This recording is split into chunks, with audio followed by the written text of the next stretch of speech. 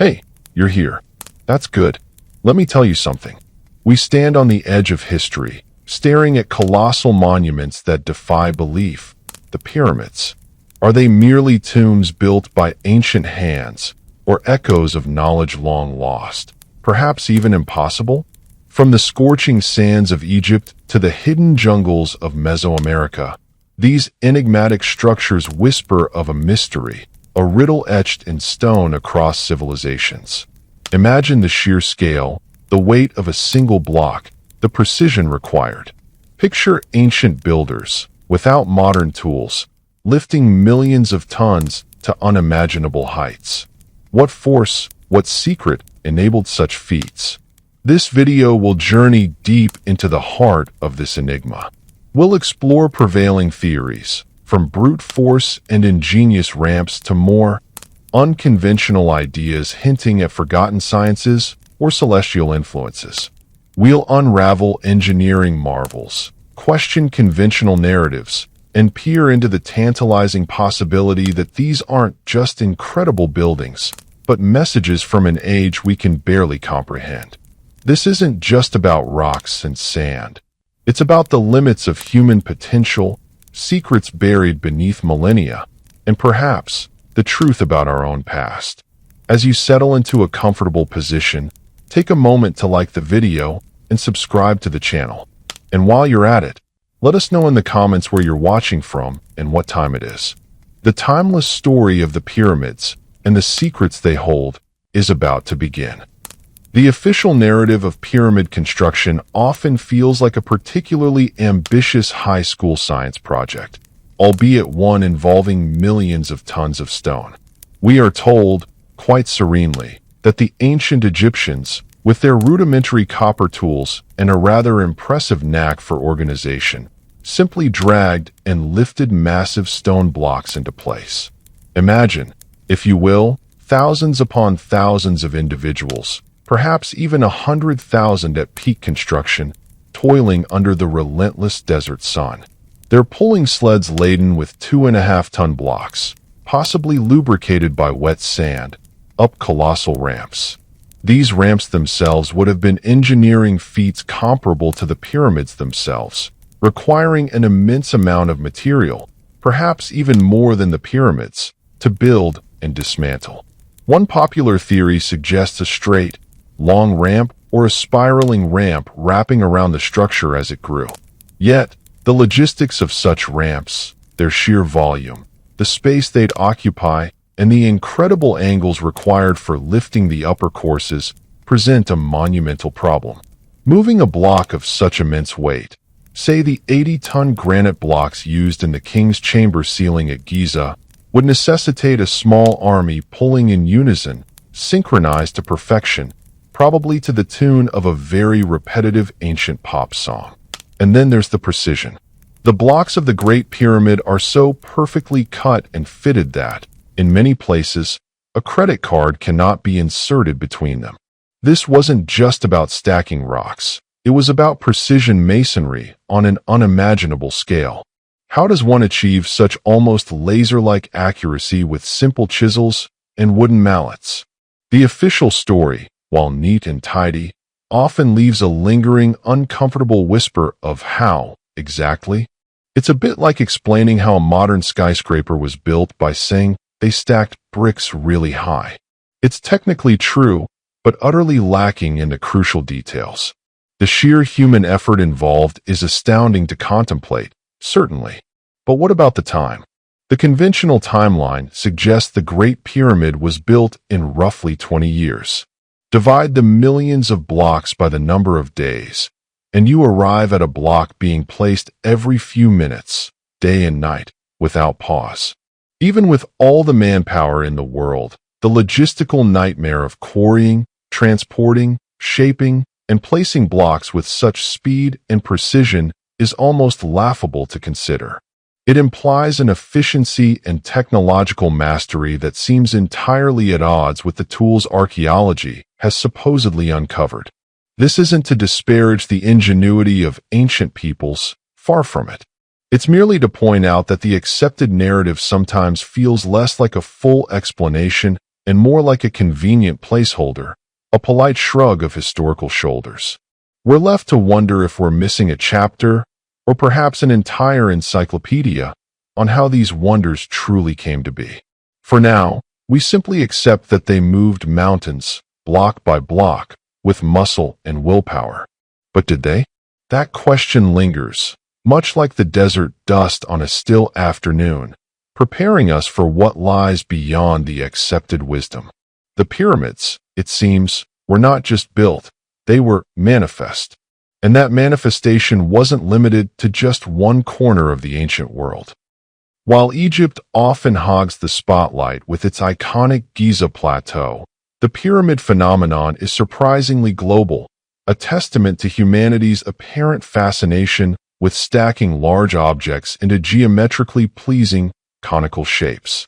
From the towering ziggurats of Mesopotamia to the verdant jungle-clad temples of Mesoamerica, and even enigmatic structures in China and Sudan, the pyramid form seems to have sprung up independently across continents and cultures, often with striking similarities, despite supposed lack of contact.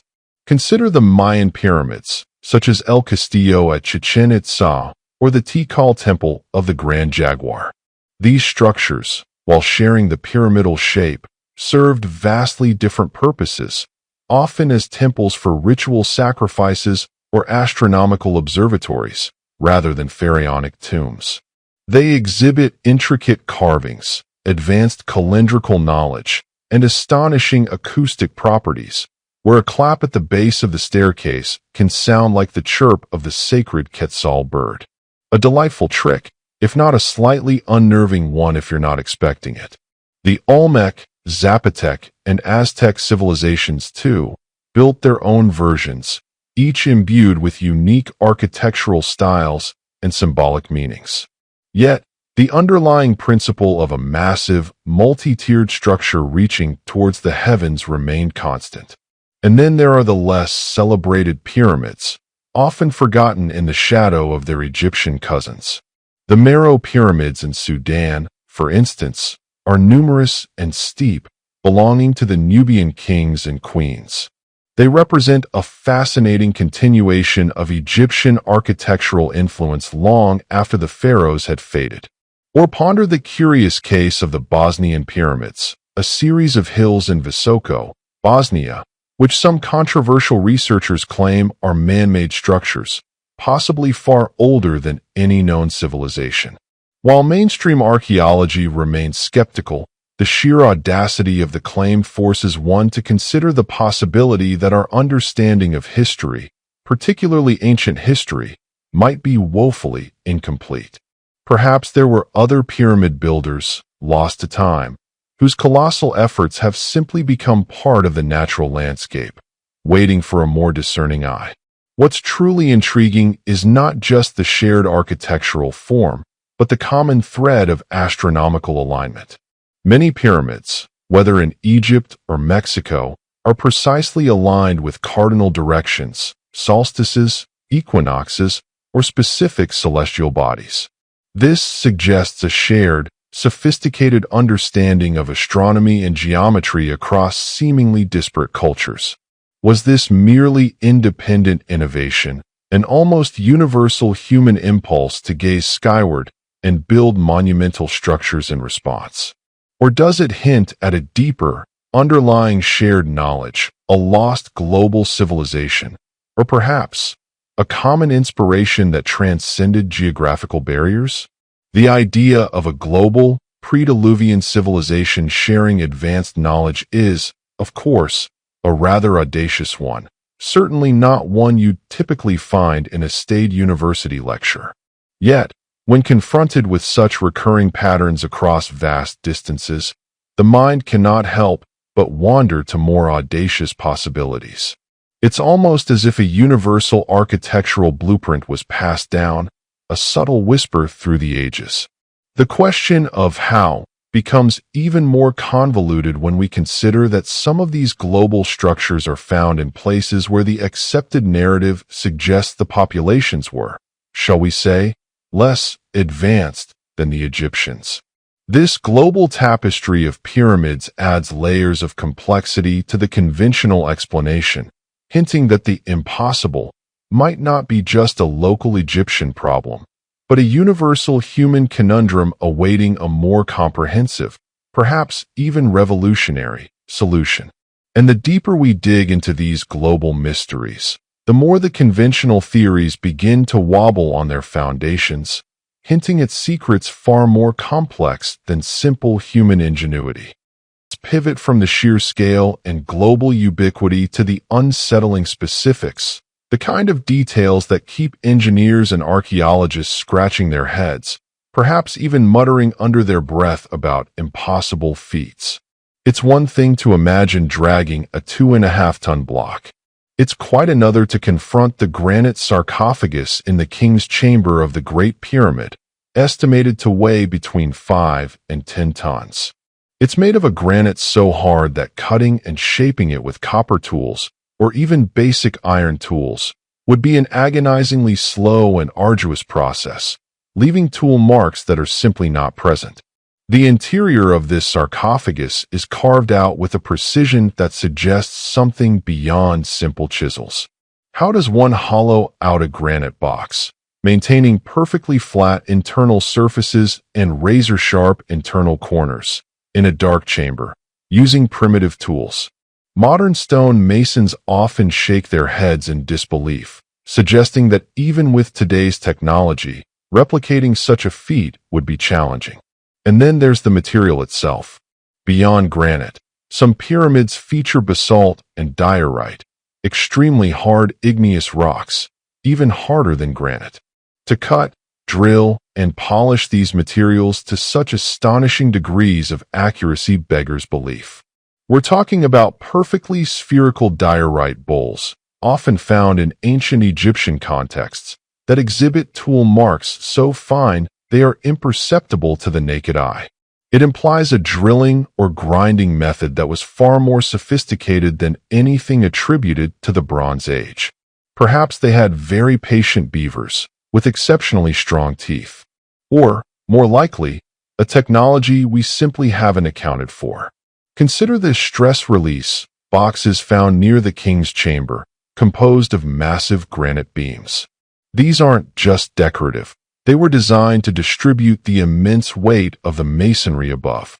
The placement of these beams, often weighing upwards of 50 tons at such heights, without leaving evidence of colossal scaffolding or advanced cranes, adds another layer to the enigma. It's as if they floated into place. A popular counterargument posits that the ancient Egyptians were masters of lost art, incredibly skilled artisans whose techniques simply haven't survived. While plausible to a degree, it seems a rather convenient explanation for every insurmountable problem. It's like saying Da Vinci could build a space shuttle because he was really good with a pencil. The precision of the pyramids extends beyond just cutting and fitting. The Great Pyramid, for instance, is aligned to true north with incredible accuracy, a precision that rivals modern surveying techniques. How did they achieve such exact astronomical alignment without sophisticated instruments? The Earth's magnetic north pole shifts over time, but the pyramids point to true north, which requires advanced astronomical observation and calculation. Was it perhaps an ancient GPS system, but instead of satellites, they used stars? And what about the casing stones?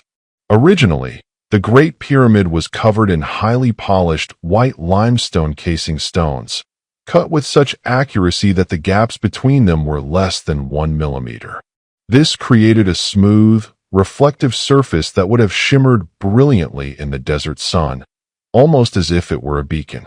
These stones, some weighing 15 tons, were also fitted with a level of precision that makes one wonder if they simply clicked into place by themselves, perhaps with a pleasing thunk sound. The notion that these structures were built by pure manual labor, with such unfathomable precision and using such intractable materials, pushes the boundaries of credulity.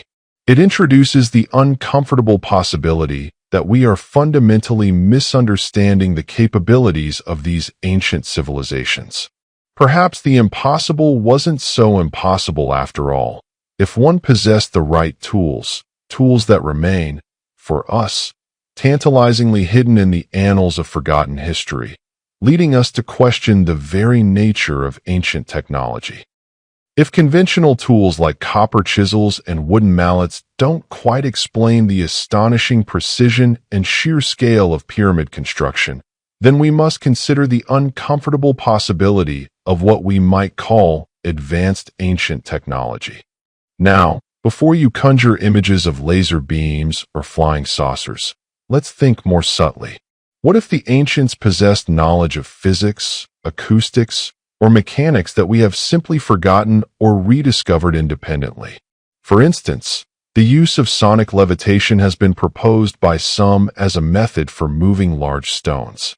While it sounds like something straight out of a science fiction novel, there are ancient texts, albeit often dismissed as myth, that describe priests using sound to lift heavy objects. Tibetan monks, for example, are rumored to have employed specific acoustic frequencies, combined with drums and trumpets, to levitate boulders. While documented evidence remains elusive, the principle of using sound waves to create lift is a known phenomenon in modern physics, albeit on a much smaller scale. Could ancient civilizations have understood and applied these principles on a grand scale? Imagine a chorus of specialized instruments, perhaps not unlike very large tuning forks, resonating at specific frequencies that would nullify the gravitational pull on large stones, allowing them to be moved with surprising ease. It would certainly explain the lack of widespread tool marks, the effortless precision, and the seeming speed of construction. No more clumsy ramps or broken backs, just a symphony of stone. Then there's the possibility of advanced knowledge of concrete or geopolymer technology. Instead of laboriously quarrying, transporting, and shaping millions of natural stone blocks, what if a significant portion of the pyramid blocks were simply cast in place? The French chemist Joseph Davidovits proposed that the blocks of the Great Pyramid were not carved limestone, but rather a form of geopolymer concrete, a mixture of limestone, clay, lime, and water poured into molds.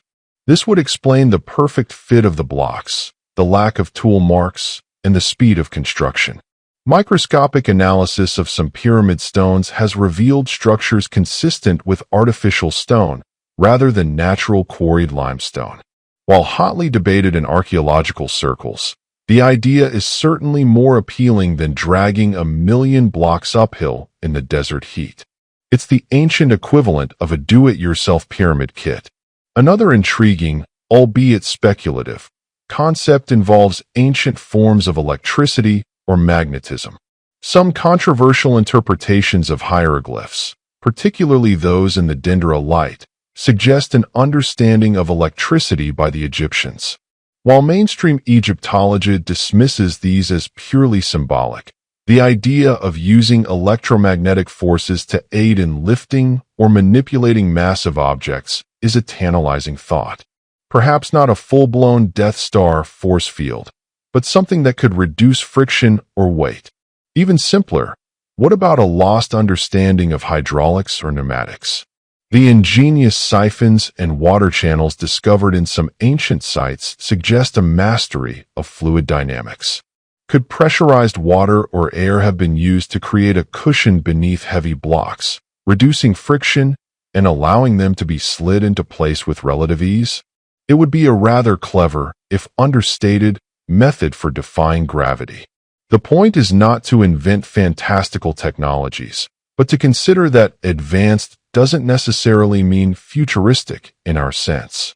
It could simply mean a different pathway of scientific understanding, one that solved engineering challenges with principles we either haven't fully grasped or have conveniently overlooked in our conventional historical narratives.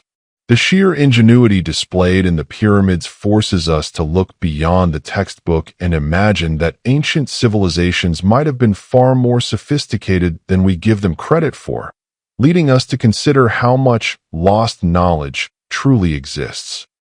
The concept of lost knowledge is a rather romantic, yet often frustrating, one for historians. It suggests that past civilizations possessed profound understandings of the universe, of physics, of materials, that somehow slipped through the cracks of time, leaving only monumental whispers like the pyramids.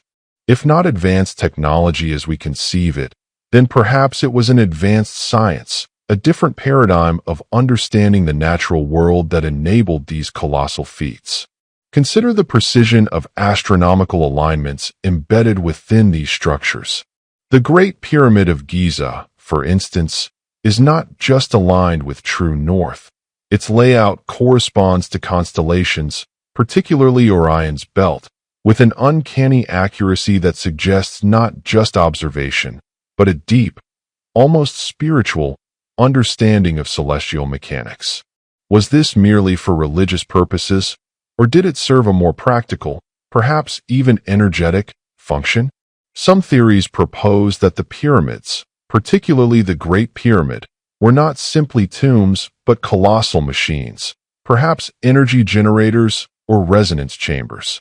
The idea, often called the pyramid power theory, suggests that their unique geometric shape, combined with the materials used and their specific alignments, could harness telluric currents, cosmic energy, or even generate specific frequencies.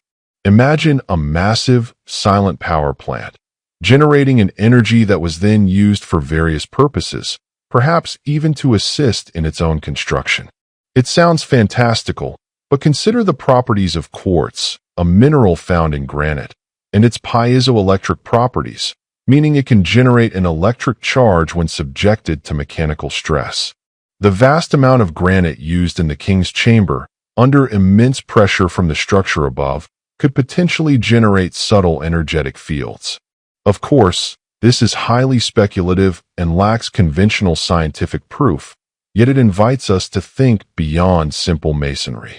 Then there's the tantalizing possibility of a lost understanding of Earth's energy grid, sometimes referred to as ley lines. These are hypothetical alignments of ancient sites, supposedly marking lines of telluric energy. The placement of many pyramids and megalithic structures globally often coincides with these proposed energy lines. If ancient builders understood and could tap into these natural energetic pathways, perhaps the act of construction became less about brute force and more about working harmoniously with the Earth's intrinsic forces. It's a rather tranquil thought, isn't it?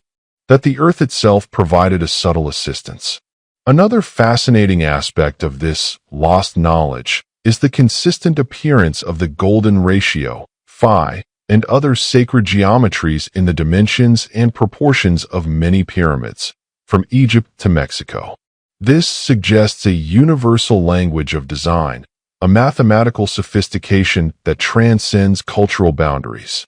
It implies a shared philosophical or scientific framework, one that saw inherent harmony in these specific ratios. Was this just a coincidence of aesthetic preference, or a practical application of universal principles to create structures that were inherently stable, acoustically resonant, or even energetically optimized?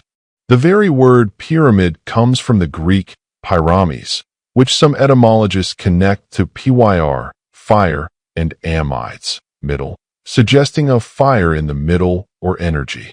This is, admittedly, a bit of a linguistic stretch, but it certainly adds to the mystique. Ultimately, the idea of lost knowledge challenges our linear view of history, the assumption that progress is always cumulative and forward-moving. It opens the door to the unsettling, yet exciting, possibility that our ancestors weren't just simpler versions of ourselves, but perhaps possessed insights and understandings of the world that we have yet to fully rediscover, urging us to question how much of our own past remains truly hidden. And now, we dip our toes into the truly contentious waters, the kind of theories that make mainstream archaeologists spontaneously combust into dust, the notion of extraterrestrial involvement or profound spiritual connections that transcend conventional understanding. While often relegated to late-night television documentaries with dramatic music, These ideas gain traction precisely because the conventional explanations for pyramid construction are, shall we say, a tad underwhelming. If human ingenuity with simple tools falls short, and lost knowledge still feels too terrestrial, then perhaps the solution lies beyond our planet. The ancient astronaut theory, popularized by authors like Erich von Däniken, posits that extraterrestrial beings visited Earth in antiquity, bringing with them advanced technology or knowledge that they shared with, or perhaps even directly assisted, early human civilizations in building monuments like the pyramids. The logic is deceptively simple. If we can't explain it, maybe they did it. The staggering similarities between certain ancient structures globally, the advanced astronomical knowledge seemingly possessed by cultures with limited scientific tools, and the sheer impossibility of some engineering feats are often cited as evidence. Proponents point to hieroglyphs that appear to depict modern aircraft or spacecraft, or to the perfect precision and alignment of structures that seem to require a view from above, as if guided by an aerial blueprint. It's certainly a compelling narrative, if not one that passes muster in peer-reviewed journals. Imagine, for a moment, extraterrestrial architects overseeing the construction, perhaps using energy beams to cut and lift stones, or providing a sophisticated GPS system for alignment. It neatly solves all the "how did they do it" questions. However, the lack of any definitive, irrefutable evidence of alien visitation remains the significant stumbling block. No alien blueprints, no abandoned alien tools, no intergalactic parking tickets have yet been discovered. Yet, the human imagination, when confronted with the truly inexplicable, often leaps to the most extraordinary conclusions. Beyond the strictly extraterrestrial, there's the argument for a deep spiritual or energetic connection. Many ancient cultures believed in a sacred geometry, a cosmic order reflected in earthly structures. The pyramids, in this view, were not just buildings but conduits, antennae, or focal points for spiritual energy, connecting the earthly realm with the divine. Their precise alignments with stars and celestial events weren't just for timekeeping, but to tap into cosmic rhythms. The very act of building them might have been a massive ritual, a collective act of consciousness designed to achieve a higher state of being or to maintain cosmic balance. Consider the profound silence and almost palpable energy within the king's chamber of the Great Pyramid, an experience many visitors describe as deeply moving or even transformative. Was this accidental, or was it intentionally designed to facilitate specific states of consciousness, perhaps for pharaohs in their journey to the afterlife, or for initiates seeking spiritual enlightenment? It's a far cry from a simple tomb.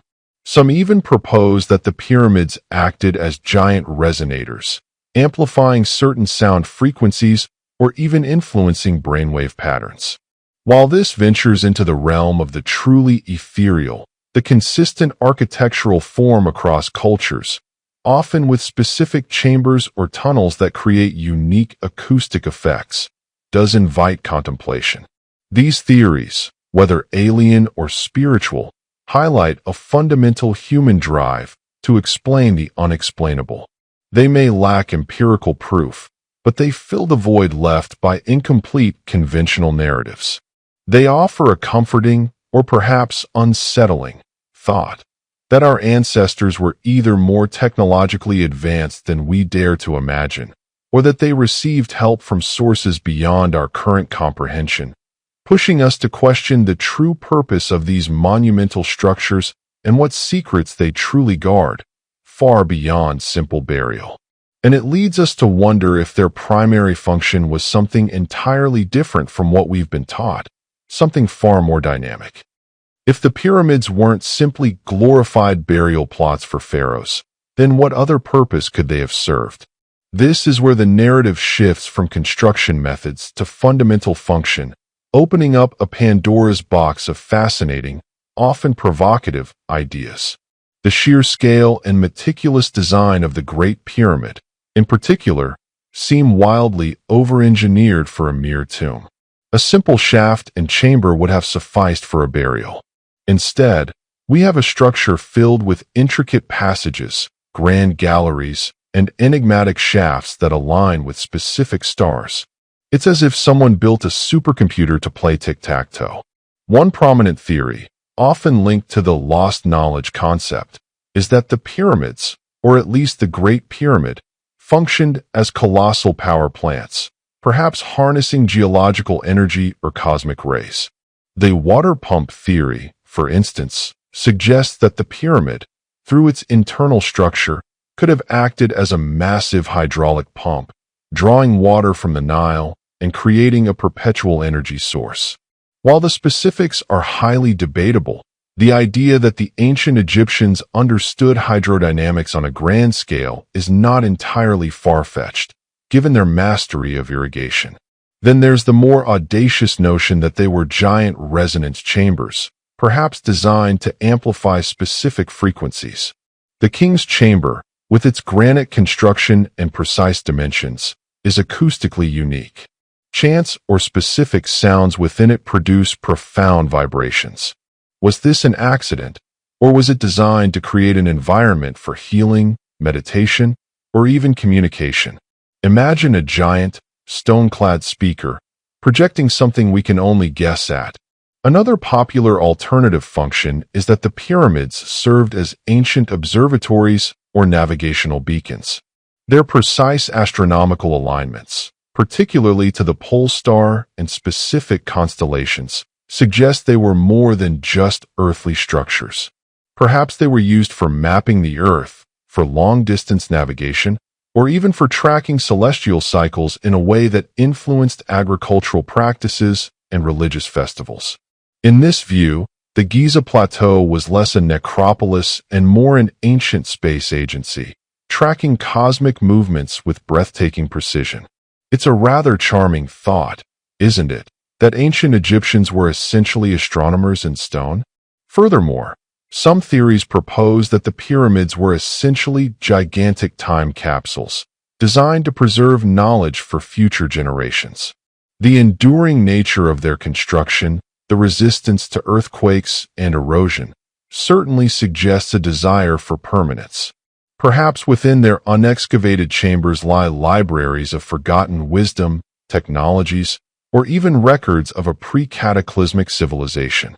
This is the kind of theory that fuels adventurous archaeologists and treasure hunters alike, though for now, those secrets remain tantalizingly unrevealed.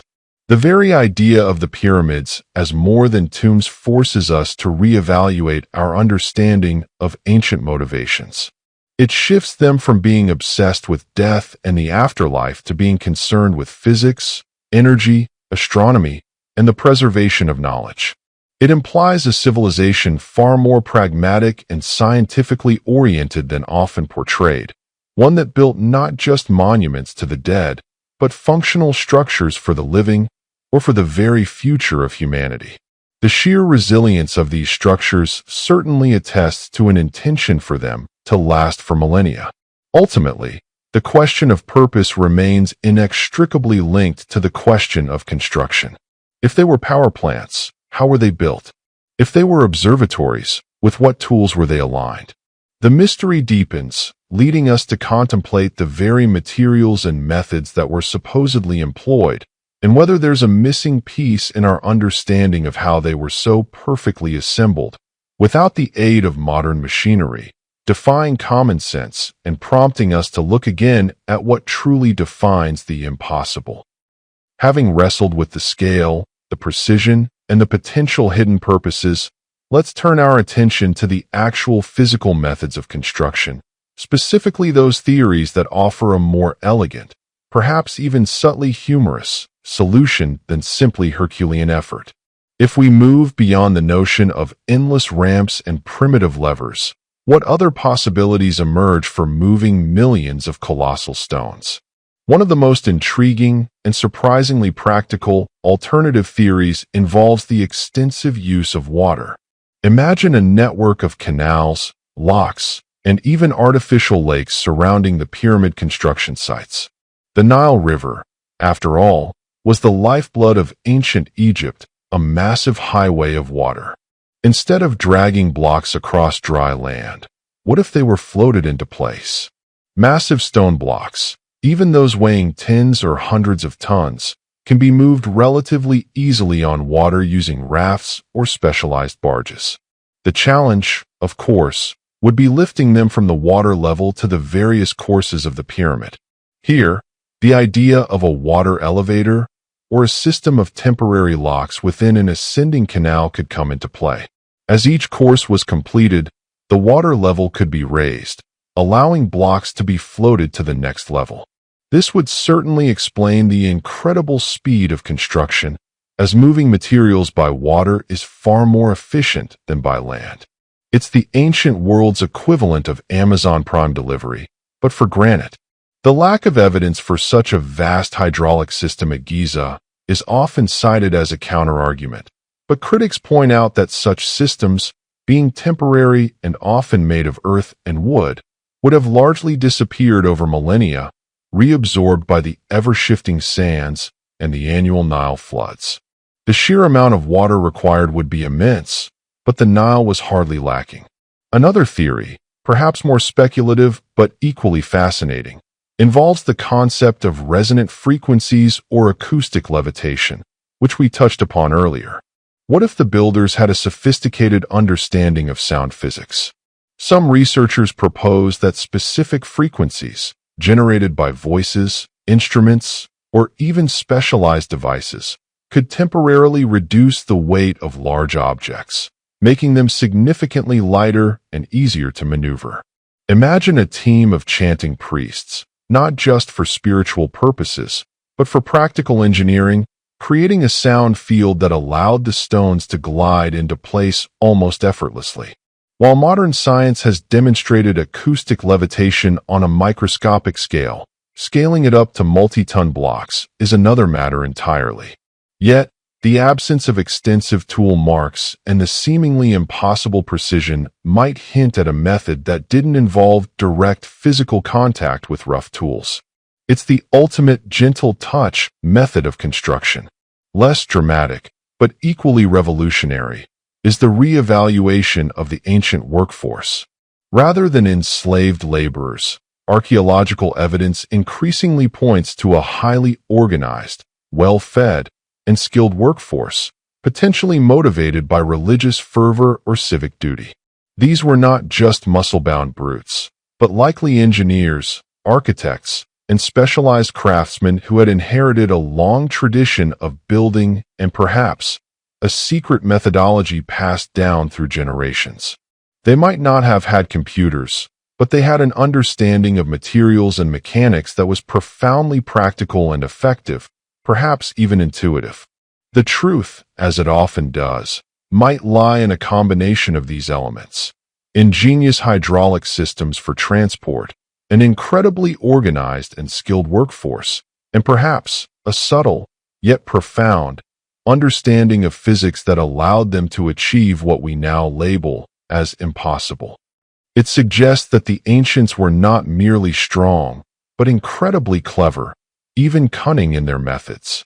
The exact combination remains elusive, much like a particularly clever riddle carved in granite, ensuring that the mystery of how the pyramids truly rose to meet the sky continues to captivate and puzzle us, promising further revelations should we choose to delve deeper into these remarkable structures. As we bring our quiet journey through the enigmatic world of the pyramids to a close, it's clear that the answers aren't quite as simple as they just drag them. The sheer scale, the mind-boggling precision, the global ubiquity of these structures, and the persistent lack of definitive evidence for conventional construction methods all whisper of something more. Whether it was a lost knowledge of physics, an ingenious application of hydraulics, or perhaps even a connection to something beyond our current understanding, the pyramids stand as a silent testament to capabilities that challenge our historical narratives. They remind us that history is not a static textbook, but a living, breathing mystery, always ready to reveal another layer of its complexity. So, As you drift off into a state of deep relaxation, ponder the possibility that the impossible might just be a secret waiting to be rediscovered. Thank you for joining us on this exploration. May your mind be calm, your body relaxed, and your sleep deep and restorative.